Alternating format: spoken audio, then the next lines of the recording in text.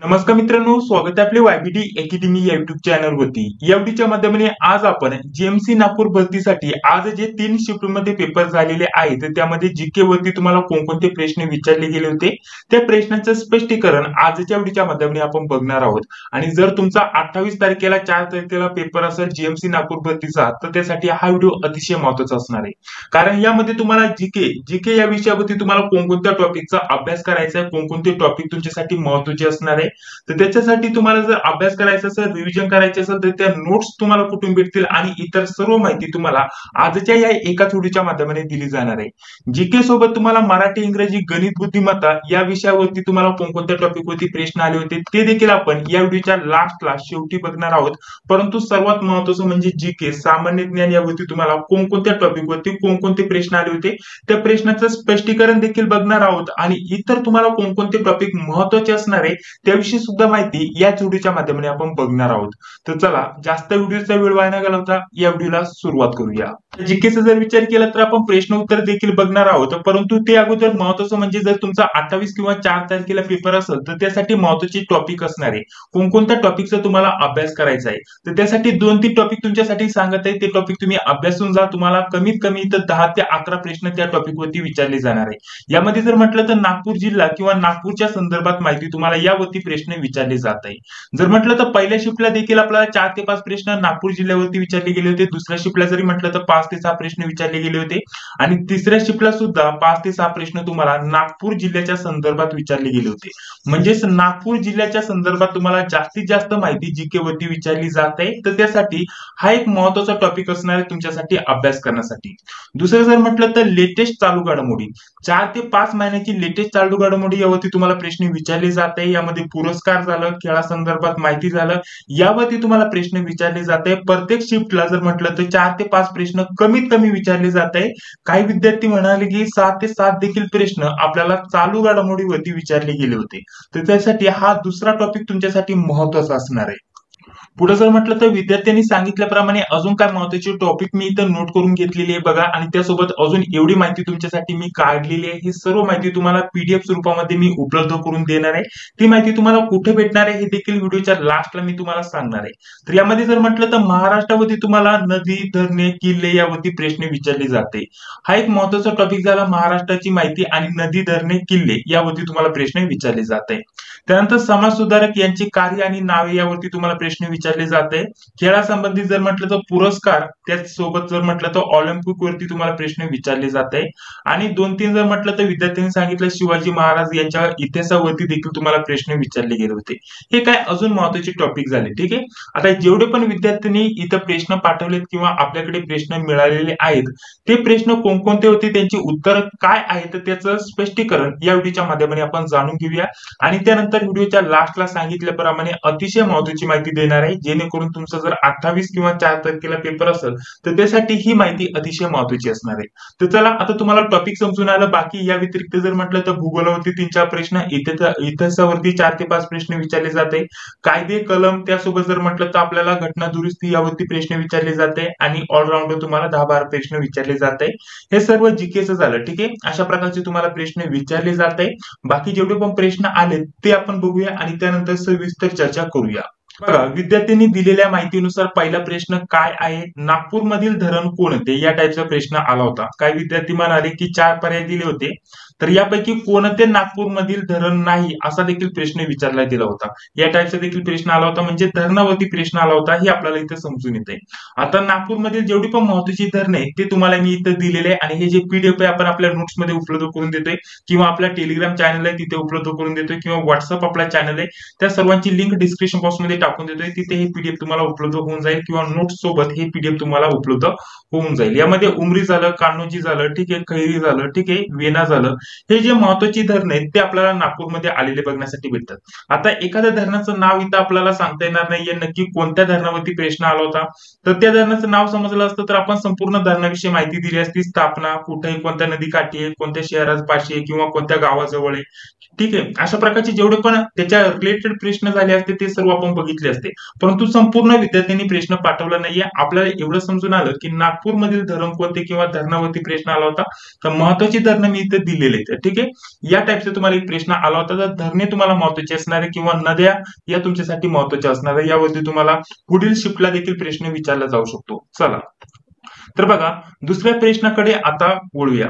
आता काही विद्यार्थ्यांनी असा देखील प्रश्न पाठवलाय की मीरा शहरावरती प्रश्न आला होता. नक्की प्रश्न काय आहे? मीरा शहर की मीरा गाव, अशा प्रकारचं कुठे आपल्याला व्यवस्थित प्रश्न काय आला होता हे समजलं नाहीये.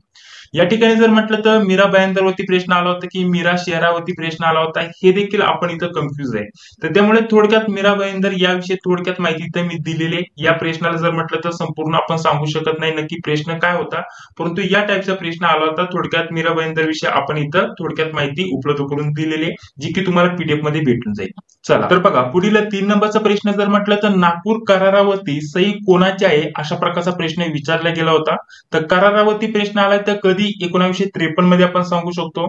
आता यामध्ये जे पण सही करणारे होते तर त्यांची नाव आपण सांगू शकतो. या 3 पैकी ज्यांचं पण नाव असेल ते आपल्या प्रश्नाचं योग्य उत्तर होतं. यशवंतराव चव्हाण झालं, त्यानंतर गोपाळराव बाजीराव खेडकर झालं, त्यानंतर रामराव कृष्णराव पाटील झालं. तर या 3 व्यक्तींपैकी ज्यांचं पण नाव असेल ते आपल्या प्रश्नाचं योग्य उत्तर असणार होतं. ठीक आहे, या टाईपचा एक प्रश्न विचारला गेला होता. चला पुढे. त्यानंतर जर म्हटलं तर नागपूर कराराची जे कलमे आहेत त्यावरती सुद्धा तुम्हाला प्रश्न विचारला जाऊ शकतो. थोडक्यात त्याविषयी माहिती इथे दिलेली, जे की तुम्ही बघू शकता पीडीएफ मध्ये तुम्हाला हे भेटून जाणार आहे. 4 नंबरचा प्रश्न काय विचारला गेला होता? 1974 मध्ये आदिवासींनी बंड केला होता, त्यावरती प्रश्न विचारला गेला होता. या टाईपचे विद्यार्थ्यांनी पाठवले. नक्की प्रश्न पूर्ण काय होता? कोणाविरुद्ध किंवा कोणत्या साली असं विचारलं होतं की कोणी केला, कुठं केला, नक्की प्रश्न काय होता ते समजलं नाहीये. परंतु थोडक्यात जेवढी पण महत्वाची माहिती ती मी इथं देत आहे. यामध्ये विद्रोह होता की उठाव होता किंवा आंदोलन होतं हे समजलं नाहीये मित्रांनो. त्यासोबत जर म्हटलं तर उठाव असेल तर ते देखील आपण समजून घेतलं असतं किंवा साल दिलं असतं, कोणी केलं हे आपण इथं समजून घेतलं असतं. जसं की 1784 किंवा 1785 यामध्ये महादेव कोळी जमातीचा मोठा उठाव झाला होता. ठीक आहे. त्यासोबत जर म्हटलं तर ब्रिटिशांविरुद्ध उठाव करण्यात आला होता 1789 मध्ये. त्यासोबत जर म्हटलं तर पुन्हा 1794 ते 1795 यामध्ये तामाराम यांनी पुन्हा बंड केले होते. त्यासोबत जर म्हटलं तर छोटा नागपूर येथे आपल्याला जे इस्टेट असते ती इस्टेट विक्री विरुद्ध आदिवासींचा उठाव झाला होता. ठीक आहे. या टाईपचं जर म्हटलं तर इथं छोटा नागपूर याचा उल्लेख झाला होता. पुन्हा जर म्हटलं तर इथं छोटा नागपूर यांचा उल्लेख झाला होता, म्हणजे या ठिकाणाचा उल्लेख झाला होता. तर या ठिकाणावरून आपल्याला प्रश्न विचारला गेला असावा, त्या हेतूने मी हे जे पॉइंट आहेत ते इथे मांडलेले आहेत. नक्की प्रश्न पूर्ण काय होता? जर तुमचा आज पेपर झाला असेल तर तुम्ही कमेंट बॉक्स मध्ये सांगा, आपण उद्या त्या प्रश्नावरती नक्की चर्चा करण्याचा प्रयत्न करूया. ठीक आहे. बाकीची इतर माहिती तुम्हाला पीडीएफ मध्ये देण्याचा प्रयत्न केलेला आहे. चला चला पुढे जर म्हटलं तर 5 नंबरचा प्रश्न. आता 5 नंबरचा प्रश्न तुम्हाला थोडक्यात जास्त मोठा आहे आणि जास्त माहिती मी इथं गोळा करून आणलेली आहे. त्याविषयी थोडक्यात माहिती मी देणारच आहे. परंतु त्या अगोदर पुढे व्हिडिओ कंटिन्यू करण्याअगोदर आपल्यासाठी अतिशय महत्त्वाची माहिती घेऊन आलेलो आहे. बघा मित्रांनो, तुमच्यासाठी जीएमसी नागपूर भरतीसाठी अतिशय महत्त्वाच्या नोट्स घेऊन आलेलो आहे आणि स्पेशल महत्त्वाचं जर म्हटलं तर नागपूर जिल्ह्याविषयी माहिती किंवा नागपूर संदर्भात माहिती, इतिहास झालं, भूगोल झालं, या संदर्भात माहिती तुमच्यासाठी आपण आपल्या नोट्स मध्ये उपलब्ध करून देणार आहे. आणि हे जे पीडीएफ मध्ये तुम्हाला खाली आता माहिती सांगणार आहे ती देखील आपल्याला नोट्स मध्ये उपलब्ध भेटून जाणार आहे मित्रांनो. या नोट्स मध्ये या व्यतिरिक्त तुम्हाला मराठी विषयाच्या टॉपिक नुसार 100 ते 150 पेजेसच्या नोट्स भेटणार आहे. इंग्लिशच्या 150 ते 200 पेजेसच्या, गणित बुद्धिमत्ताच्या 150 ते 200 पेजेसच्या, चालू घडामोडीच्या 2 वर्षाची चालू घडामोडी तुम्हाला यामध्ये नोट्सच्या स्वरूपामध्ये भेटणार आहे. लेटेस्ट जर म्हटलं तर 8 ऑक्टोबर 2024 पर्यंतची तुम्हाला चालू घडामोडी यामध्ये उपलब्ध करून देतोय. या सर्व 4 ते 5 विषयांच्या नोट्स तुमच्यासाठी फक्त 149 मध्ये आपण आपल्या टीम कडून तुमच्यासाठी उपलब्ध करून देणार आहे. जर तुम्हाला पाहिजे असेल तर 91 39 64 31 99 या नंबरवरती फोन पे, गुगल पे किंवा पेटीएमच्या माध्यमाने तुम्हाला 149 रुपयाचं पेमेंट करायचंय आणि याच नंबरवरती स्क्रीनशॉट पाठवायचा आहे व्हॉट्सअप वरती. त्यानंतर अगदी 5 ते 10 मिनिटांमध्ये तुम्हाला सर्व नोट्स सेंड केल्या जातील. स्क्रीनशॉट पाठवल्यानंतर जीएमसी नागपूर पदाच्या नोट्स पाहिजे असा देखील मेसेज तुम्हाला टाइप करायचा आहे, जेणेकरून तुम्हाला त्या पदाच्या या सर्व विषयांच्या नोट्स भेटून जाणार आहे मित्रांनो. तर या सर्व नोट्स तुमच्यासाठी अतिशय महत्त्वाचे असणार आहे सांगितल्याप्रमाणे. आणि हे जे पीडीएफ आहे हे सुद्धा तुम्हाला त्यामध्ये देतोय आणि त्यामध्ये नागपूर जिल्ह्याची माहिती मी इथं उपलब्ध करून देणार आहे. जसे की नागपूरची कोणकोणती माहिती ती देखील तुम्हाला या व्हिडिओच्या माध्यमाने समजून येणार आहे. ठीक आहे. तर चला आता पुढे व्हिडिओ कंटिन्यू करूया. तर चला आपला 5 ते 6 नंबरचा प्रश्न चालू होता बघा. आता नागपूरवरती जास्त प्रश्न होते हे आपल्याला समजून तर आलं, परंतु यामध्ये महत्वाचं काय असणार आहे, धबधबा होतं. धबधब्यावरती सेकंड शिफ्टला प्रश्न विचारला गेला होता. मेट्रोवरती फर्स्ट शिफ्टला प्रश्न होता. करारावरती 2 ते 3 शिफ्टला प्रश्न होता आणि खेळाडू संदर्भात जर म्हटलं पहिल्या आणि तिसऱ्या शिफ्टला प्रश्न विचारला गेला होता. म्हणजे हे अगदी महत्वाचं असणार आहे. यावरती तुम्हाला प्रश्न विचारले जात आहे. नागपूरमधील जे महत्वाचे पॉप्युलर प्रसिद्ध खेळाडू आहेत यांच्यावरती सुद्धा लक्ष द्या. ठीक आहे, धबधबे, मेट्रो, करार, ठीक आहे, निर्मिती वगैरे झालं यावरती तुम्हाला प्रश्न विचारले जात आहे. त्या उद्दिष्टाने आपण नागपूरची माहिती इथं गोळा केलेली आहे, जी की तुम्ही स्क्रीनवरती बघू शकता. ही सर्व माहिती आपण आपल्या नोट्सच्या पीडीएफ मध्ये तुम्हाला उपलब्ध करून देतो. यामध्ये नागपूरचा महत्वाचा इतिहास झाला, इतिहासावरती माहिती आपण इथं गोळा केलेली आहे, जी की तुम्ही स्क्रीनवरती बघू शकता. यामध्ये जेवढे पण महत्वाचे मुद्दे आहेत ते आपण इथं घेतलेले आहेत, त्यावरती तुम्हाला प्रश्न विचारले जाऊ शकतात. इतिहास आणि संस्कृती झाली, संस्कृतीवरती सुद्धा तुम्हाला प्रश्न विचारला जाऊ शकतो. जसे की आपल्याला किल्ल्यांवरती प्रश्न विचारला गेलाय. ठीक आहे, तर किल्ल्यांविषयी माहिती सुद्धा खाली दिलेली आहे. ठीक आहे, महत्वाचे पार्क झाले, महोत्सव झाले, यावरती तुम्हाला प्रश्न विचारले जाण्याची दाट शक्यता असणार आहे नागपूर वर्षी. तर नागपूर विशेष यावरती तुम्हाला ही माहिती उपलब्ध करून दिली आहे. ठीक आहे, यावरती किल्ला जर म्हटलं तर रामटेक वरती तुम्हाला प्रश्न विचारला जाऊ शकतो. कुठे काय ठिकाण त्याच्याविषयी माहिती. त्यासोबत जर म्हटलं तर यावरती या किल्ल्यावरती तुम्हाला प्रश्न विचारला जाऊ शकतो. ठीक आहे, तर नागपूर संदर्भात जी पण महत्वाची माहिती असेल ती आपण यामध्ये उपलब्ध करून देण्याचा इथं प्रयत्न केलाय. 0 माईल झाला यावरती सुद्धा प्रश्न येऊ शकतो पुढील आता पेपरसाठी. त्यासोबत जर म्हटलं तर जे महोत्सव आहे, ठीक आहे, यामध्ये जर म्हटलं तर मारबत महोत्सव महत्वाचा आहे. ठीक आहे, तर त्याविषयी माहिती इथं दिली आहे. त्यानंतर मग नागपूरचा महत्वाचा भूगोल झाला, भूगोलावरती आपण इथं माहिती दिली आहे. ठीक आहे, जेणेकरून पुढे जर तुमचा 28 किंवा 4 तारखेला पेपर असेल त्या संदर्भात आपण इथं माहिती दिली आहे. एक्स्ट्रा जर म्हटलं तर नागपूरची सेपरेट माहिती अजून आपण यामध्ये दिलेली आहे प्रसिद्ध. त्यासोबत जर म्हटलं तर आपण नागपूर मेट्रोची माहिती दिली आहे. मार्ग, 2 स्थळे, एकूण स्थानके जर म्हटलं तर 42. त्यासोबत अंदाजित आकडा किती आहे. त्यासोबत जर म्हटलं तर जो प्रारंभ झालाय तो कधी झालाय त्याच्याविषयी माहिती. नागपूर मेट्रोची सेपरेट माहिती, कारण त्याच्यावरती सुद्धा प्रश्न आला होता. ही सर्व माहिती आपण आपल्या नोट्स मध्ये किंवा त्या पीडीएफ मध्ये उपलब्ध करून देणार आहे. आणि त्यासोबत जर म्हटलं तर जीके वरती तुम्हाला अजून कोणकोणते प्रश्न आले होते सांगितल्याप्रमाणे ऑल महाराष्ट्राचा जर विचार केला तर नदी, धरणे, किल्ले यावरती तुम्हाला प्रश्न विचारले गेले होते. समाज सुधारकावरती तुम्हाला 2 शिफ्टला प्रश्न विचारले गेले होते. खेळासंबंधित यावरती पुरस्कार आणि ऑलिम्पिक वरती सुद्धा तुम्हाला प्रश्न विचारले गेले होते. चालू घडामोडीवरती इथं जास्त प्रश्न विचारले गेले होते.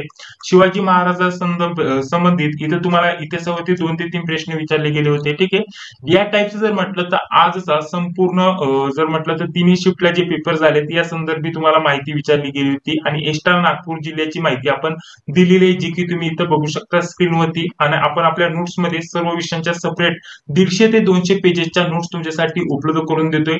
या नोट्स तुम्हाला इतर टीसीएस, आयबीपीएस पॅटर्न नुसार कोणत्याही एक्झाम साठी काय मिळणार आहे, म्हणजेच यामध्ये तुम्हाला 4 ते 5 विषयांच्या नोट्स, लेटेस्ट चालू घडामोडी आणि हे पेपरचं स्वरूप, त्यासोबत जर म्हटलं तर नागपूर जिल्ह्याची माहिती वगैरे, हे सर्व आपण आपल्या नोट्स मध्ये उपलब्ध करून देतोय फक्त 149 मध्ये. जर तुम्हाला याचा फायदा घ्यायचा असेल तर नक्कीच तुम्ही इथे जॉईन होऊ शकता, पेमेंट करून स्क्रीनशॉट पाठवू शकता.